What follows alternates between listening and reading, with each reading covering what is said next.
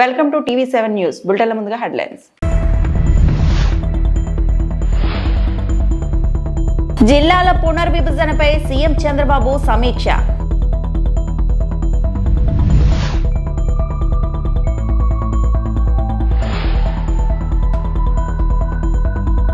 రాజధాని రైతులకు relief, link డాక్యుమెంట్లు లేకుండానే రుణాలు. కేంద్ర మంత్రి పెమ్మసాని.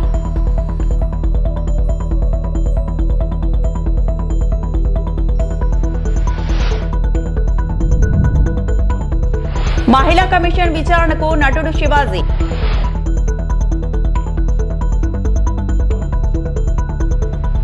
ఢిల్లీలో కాంగ్రెస్ వర్కింగ్ కమిటీ సమావేశం కొనసాగుతోంది. కాంగ్రెస్ అధ్యక్షుడు మల్లికార్జున ఖర్గే అధ్యక్షతన జరుగుతున్న ఈ సమావేశానికి అగ్రనేతలు Sonia Gandhi, Rahul Gandhi, KC Venugopal, Jairam Ramesh, Telangana CM Revanth Reddy, Karnataka CM Siddaramaiah సహా ఇతర ముఖ్య నేతలు సమావేశమయ్యారు. ఈ సమావేశంలో జాతీయ ఉపాధి హామీ పథకం విషయంలో తదుపరి కార్యాచరణపై చర్చించనున్నట్లు సమాచారం. బీహార్ అసెంబ్లీ ఎన్నికల్లో పార్టీ పరాజయంపై సమీక్ష, 2026లో జరగనున్న అసోం, తమిళనాడు, పుదుచ్చేరి, కేరళ, పశ్చిమ బెంగాల్ అసెంబ్లీ ఎన్నికల వ్యూహాలపై చర్చించే అవకాశం ఉంది.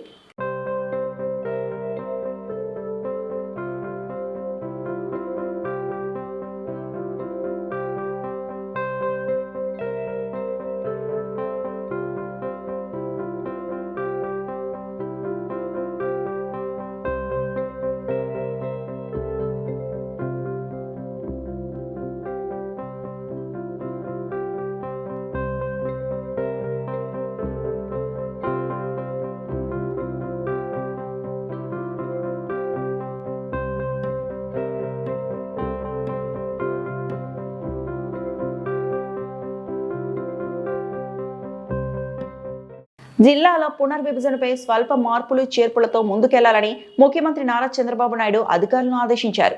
జిల్లాలు, డివిజన్లు, మండలాల పునర్విభజన ప్రాథమిక నోటిఫికేషన్ పై వ్యక్తమైన సూచనలు, సలహాలను పరిగణలోకి తీసుకుని తుది నోటిఫికేషన్ జారీ చేయాలని సూచించారు. గత నెల 27 జిల్లాల పునర్విభజనపై రాష్ట్ర ప్రభుత్వం ప్రాథమిక నోటిఫికేషన్ జారీ చేసింది. కొత్తగా 3 జిల్లాలు, 5 రెవెన్యూ డివిజన్ల ఏర్పాటుతో సహా వివిధ మార్పులపై నోటిఫికేషన్ విడుదల కాగా దీనిపై నెల రోజుల పాటు ప్రభుత్వం అభ్యంతరాలను స్వీకరించింది.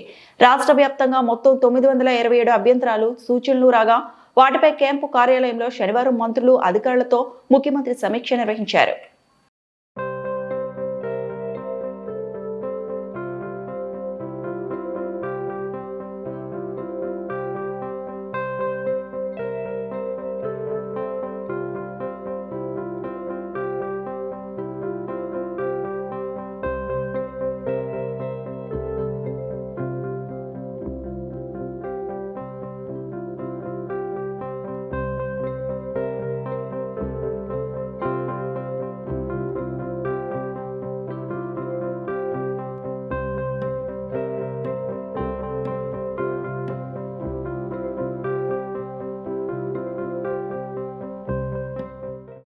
రాజధానికి భూములు ఇచ్చిన రైతులకు 30 ఏళ్ల పాటు లింక్ డాక్యుమెంట్లు అడగకుండా రుణాలు ఇచ్చేందుకు బ్యాంకర్లు అంగీకరించారని కేంద్ర మంత్రి పెమ్మసాని చంద్రశేఖర్ వెల్లడించారు.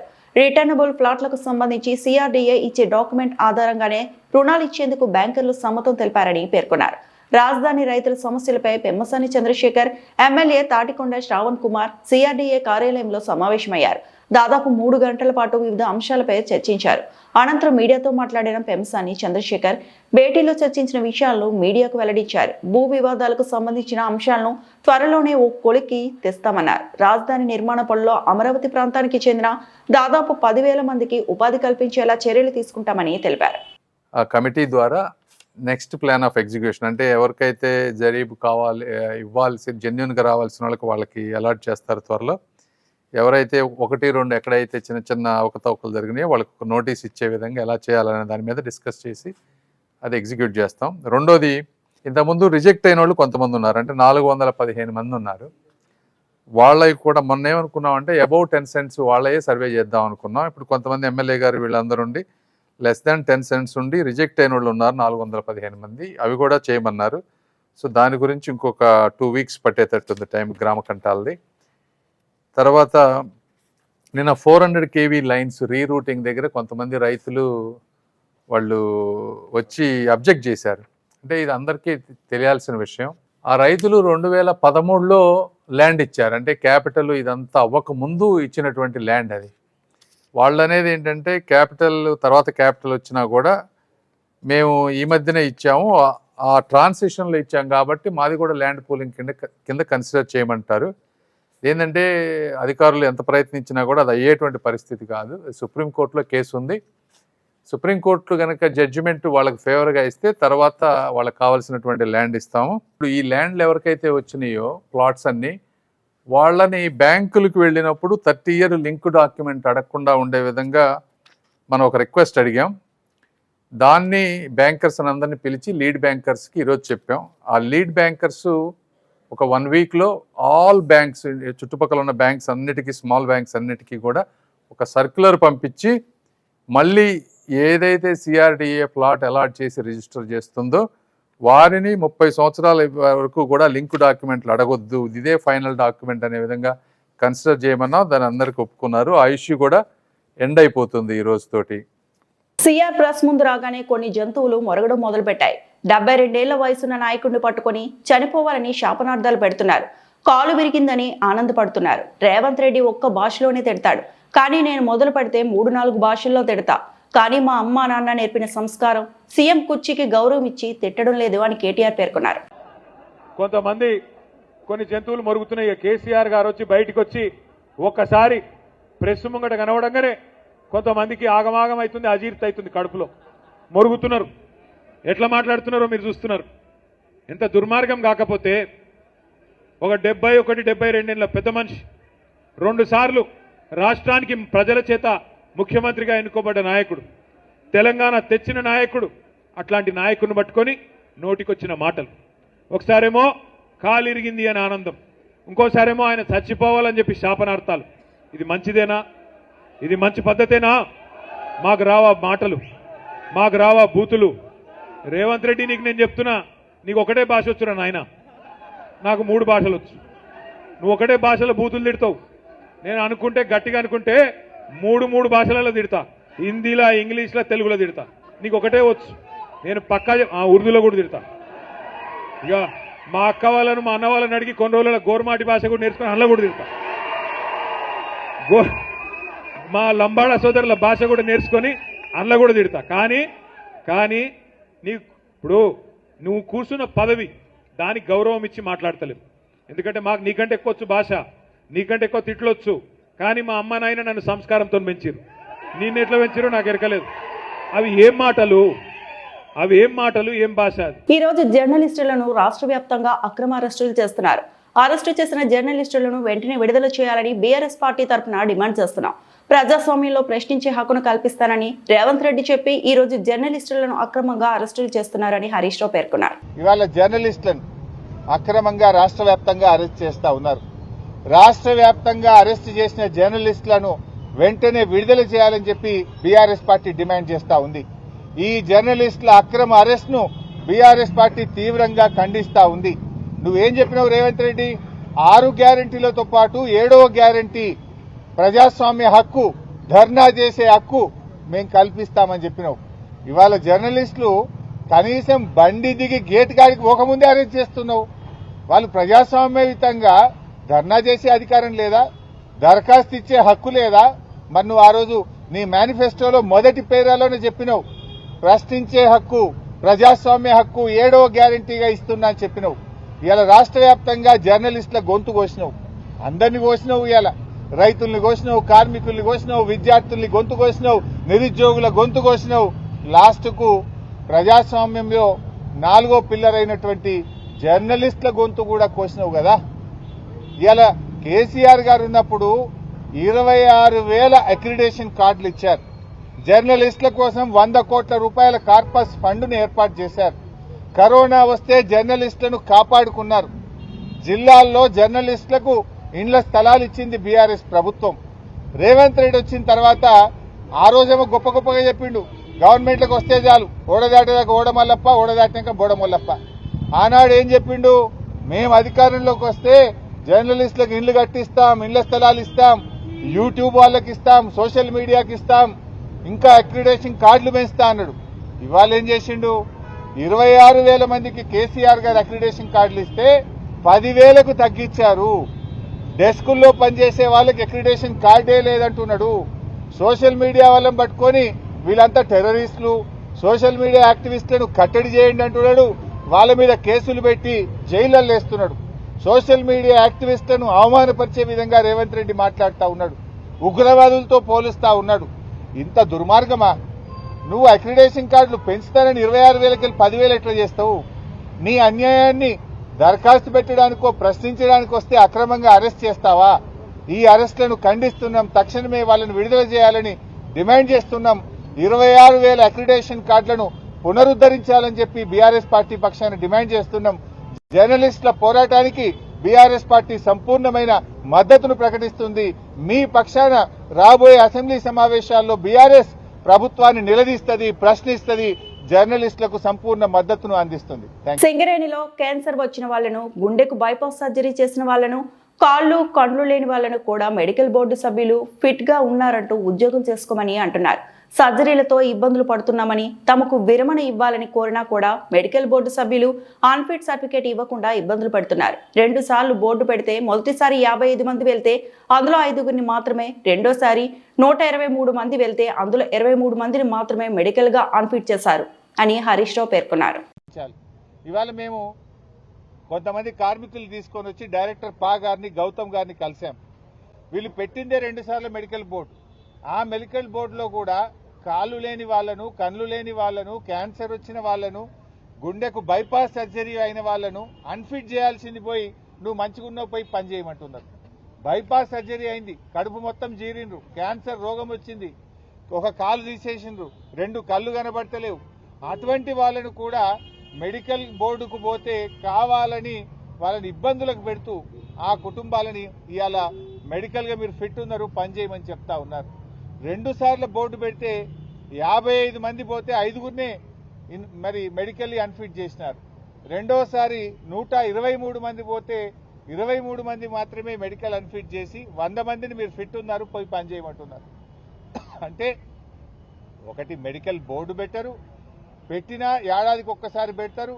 అక్కడికి వెళితే కూడా వాళ్ళ దరఖాస్తులను మానవతా దృక్పథంతో పరిశీలించాల్సింది పోయి చాలా దుర్మార్గంగా మెడికల్ ఇన్వాలిడేషన్ సర్టిఫికెట్ను రిజెక్ట్ చేస్తూ మీరు ఇవాళ ఇబ్బందులు పెడతా ఉన్నారు.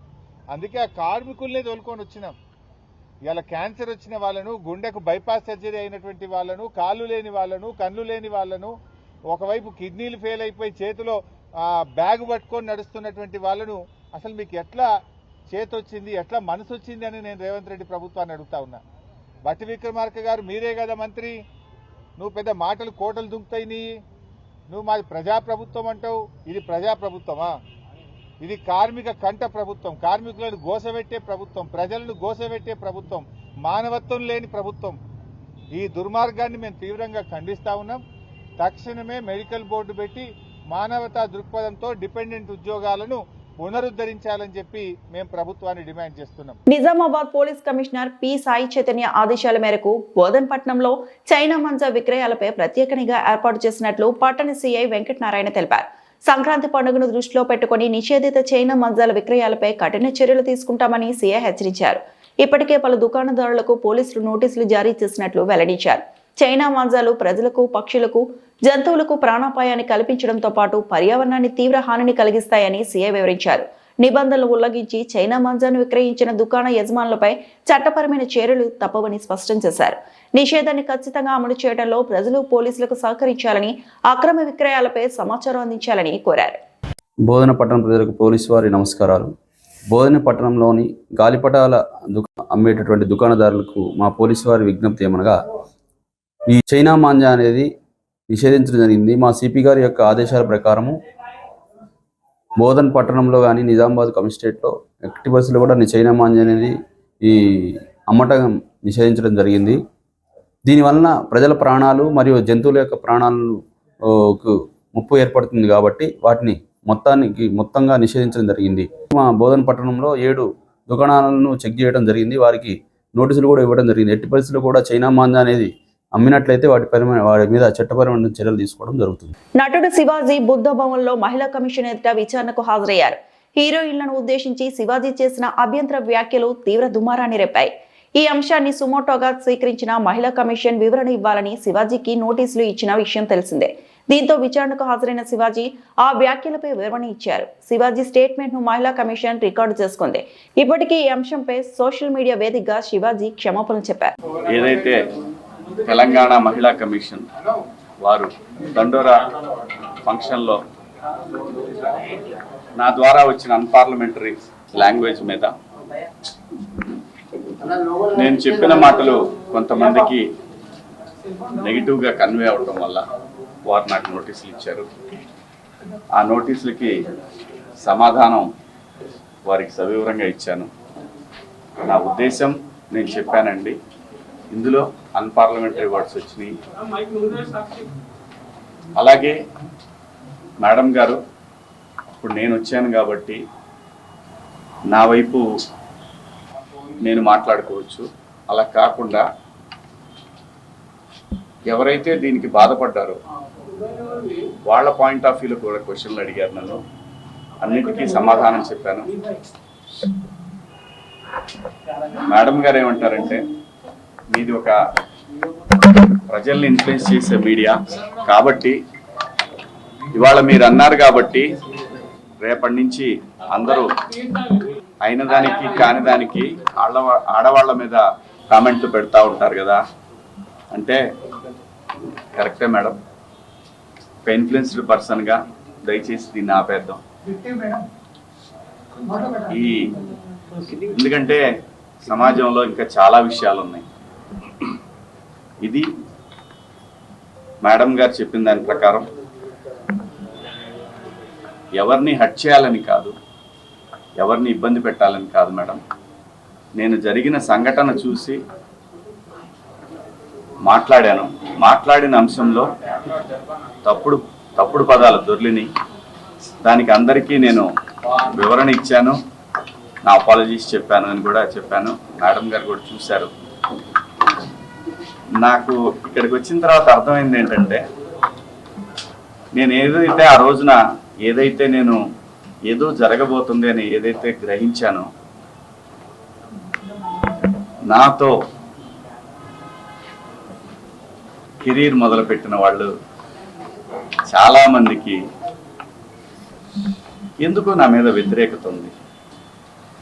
ఎందుకో తెలియదు. నేను ఒక సందర్భంలో, ఇది బయట తెలిసిన విషయం, ఒక సందర్భంలో ఎందుకు వీళ్ళకి నా మీద కోపం ఎందుకో నాకు తెలీదు. 30 సంవత్సరాలు అయింది నేను ఈ పరిశ్రమకు వచ్చి. ఈ 30 సంవత్సరాల్లో నేను ఏ ఒక్కరిని ఇబ్బంది పెట్టినా ఈ పాటికి ఎప్పుడో బయటకు వచ్చేది రాలేదు. వచ్చుంటే ఈ పాటికి మీరందరూ నా మీద ఎగబడేవాళ్ళు. చాలామంది నాకు తెలియదు అనుకుంటారు. ఎవరెవరు జూమ్ మీటింగ్లు పెట్టుకున్నారో, నాతో బాగా ఉండి నాతో మంచిగా మాట్లాడుతూ నా నటనని పొగుడుతూ ఉన్న, నాకు షాకింగ్, ఇంత కుట్ర జరగాలనా నా మీద. అనంతపురం జిల్లా 2 అంతర్రాష్ట్ర దొంగలు అరెస్టు చేసిన అనంతపురం సిసిఎస్ 3 టౌన్ పోలీసులు 70 లక్షల విలువ చేసే బంగారు, వెండి ఆభరణాలు, 1 లక్ష నగదు, ద్విచక్ర వాహనం స్వాధీనం చేసుకున్నారు. బళ్ళారికి చెందిన 2 నిందితులు. వీరిపై అనంతపురం, తాడిపత్రి, గుత్తి, బుక్కరాయ సముద్రం, డి హరేహల్లో 9 కేసులు నమోదయ్యాయి. చైన్ స్నాచింగ్, ఇళ్లలో దొంగతనాలు, బస్సులో బ్యాగ్ లిఫ్టింగ్ చేస్తూ పట్టుబడిన నిందితులు. గతంలో గుంటూరు, బళ్ళారిలో వీరిపై 6 కేసులు నమోదయ్యాయి. వివరాలు వెల్లడించిన జిల్లా ఎస్పీ జగదీష్.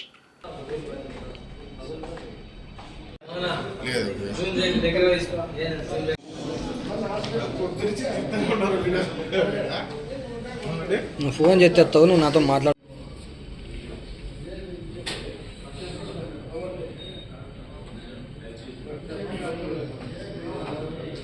మార్నింగ్ చాలా మంది వచ్చారండి. పాపం మార్నింగ్ చాలా మంది వచ్చారండి.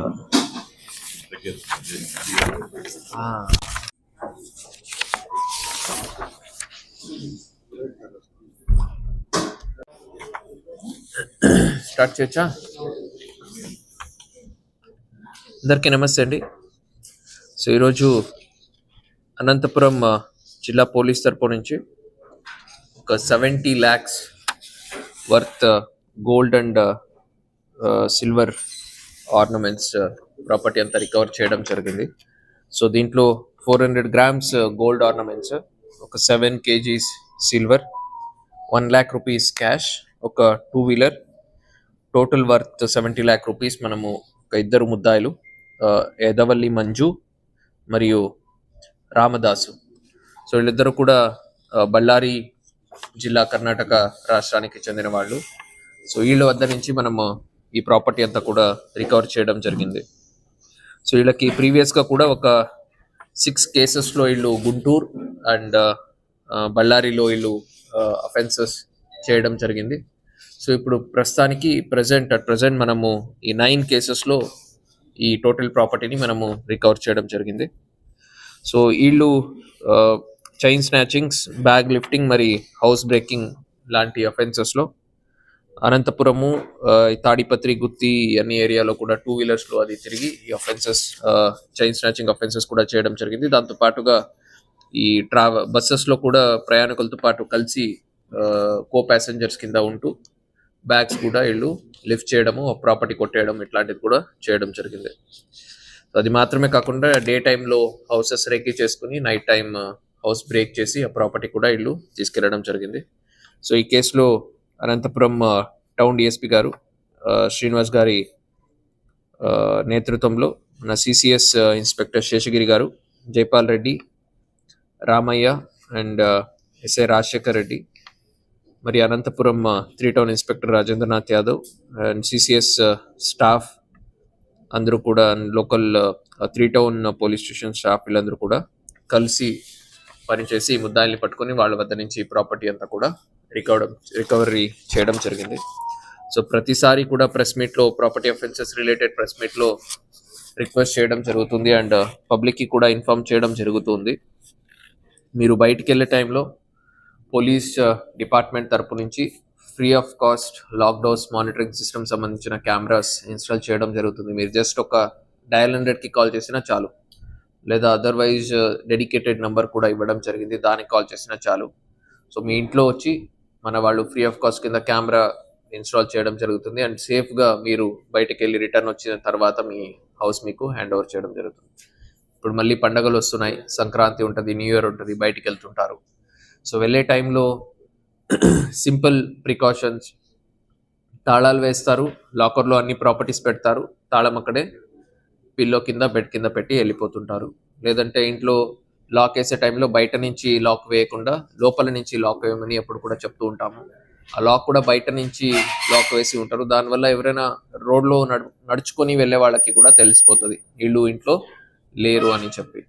సో సిమిలర్గా ఈ పాలు, వాటర్ అండ్ ఈ న్యూస్ పేపర్ వీళ్ళకి కూడా ఇన్ఫార్మ్ చేయడం అని చేయాలి.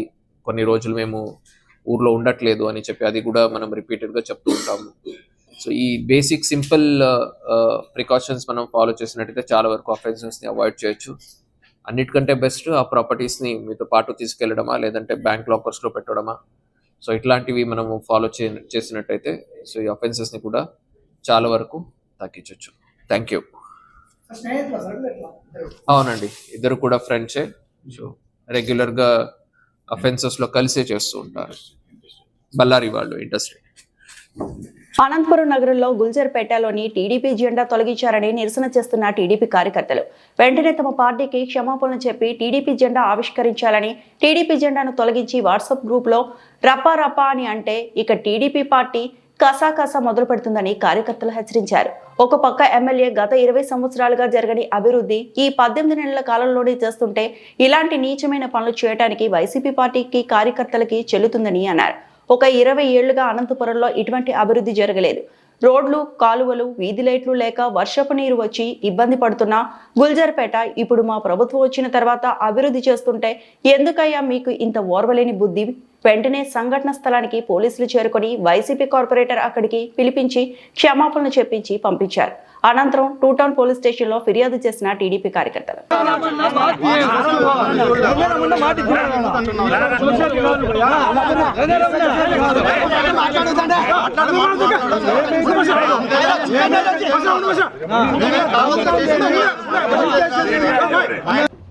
గౌరవనీయులు పెద్దలు అనంతపురం శాసనసభ్యులు దగ్గుపాటి ప్రసాద్ అన్న గారు దాదాపు 18 నెలలతో ఈరోజు అనంతపురాన్ని 5 ఏళ్ళు వాళ్ళు భూస్థాపితం చేసిన అనంతపురంని కాలువలు లేవు, లైట్లు లేవు. అట్లాంటి అనంతపురాన్ని మళ్ళీ మన అభివృద్ధి బాటలో నడుస్తూ ఉంటే ఈ గురిజాలపేటలో కాలువ లైట్లు దాదాపు 20 సంవత్సరాల నుంచి నేను చూస్తూ ఉన్నాను. ఈ అనంతపురం నగరంలో ఈ గురిజాలపేటలో చిన్నపాటి వర్షానికి ఈ రోడ్ అంతా బ్లాక్ అయిపోతుంది. కాలువ నీళ్ళు బయటకు వస్తాయి. ఇక్కడ గుడి ఉంది, మసీదు ఉంది. పోవాలంటే ప్రజలు గుల్జార్పేట ప్రజలు చాలా ఇబ్బంది పడేవాళ్ళు. ఈరోజు అటువంటి గుల్జార్పేటని డెవలప్మెంట్ చేస్తా మా దగ్గుపాటి ప్రసాద్ అన్న ఈరోజు ఈడ కార్పొరేటర్ వచ్చి మా జెండా ఏం చేసింది దానికి తెలుగుదేశం పార్టీ జెండా సైడ్లో ఉంటే ఆ దిమ్మి కట్టిస్తే ఆ దిమ్మి నిన్ను పగలగొడతావా అంటే నువ్వు జెండా మీద టార్గెట్ పెడతావా? ఆల్రెడీ నేను జెండా ప్రజలు పీకేశారా మీ జెండాని? నువ్వు ఒక జెండా పీకితే ఏమవుతుంది? రాష్ట్రం బాధ్యతగా మా జెండా ఉంది పైన. మళ్ళీ మీరు ఈరోజు వచ్చి దౌర్జన్యం చేస్తారా? రపరప అంటావా? ఖచ్చితంగా ఎందుకంటే మా తెలుగుదేశం పార్టీ చంద్రబాబు నాయుడు అయినా లోకేష్ బాబు అయినా మా ఎమ్మెల్యే దగ్గుపాటి ప్రసాద్ అయినా కూడా ఒక కమ్యూనిస్ట్ పార్టీ ఇది. దీంట్లో గలాటలు వద్దు, మేము డెవలప్మెంట్ చేసి చూపించాలని కూడా ఈరోజు చూపిస్తూ ఉంటే మీరు రపరప అంటున్నారు. వీళ్ళు సైగా చేస్తే మా ఎమ్మెల్యే గారు మీ రపరపనో మీ కసకసను మేము చూపిస్తాం. ఖచ్చితంగా వచ్చి క్షమాపణ బహిరంగంగా మీడియా ముందు మీడియా సాక్షిగా వచ్చి నువ్వు క్షమాపణ కోరుతావా, లేదంటే నీ ఇంటిని ముట్టడియాలని కూడా నేను హెచ్చరిస్తూ ఉన్నాను. ఖచ్చితంగా పోలీస్ అధికారులకి కూడా నేను మనవి చేస్తూ ఉన్నాను. పోలీస్ అధికారులు వెంటనే మనకి పిలుచుకొని వచ్చి ఈడ మా ముందరే వారు క్షమాపణ కోరిస్తే పర్వాలే, లేదంటే మీరే బాధ్యత వహిస్తారు. ఇంటికి జెండా కట్టిపోతాం, ఏమైనా జరిగితే పోలీస్ అధికారులే బాధ్యత వహిస్తారని కూడా నేను హెచ్చరిస్తా ఉన్నాను. ఎందుకంటే నాకే ఒక ఏటు కొట్టినా పర్వాలే, నా తల్లి లాంటి జెండాని పీకేశారంటే చాలా బాధగా ఉంది. ఈరోజు ఖచ్చితంగా ఈ వార్తలు ఇంతటితో సమాప్తం.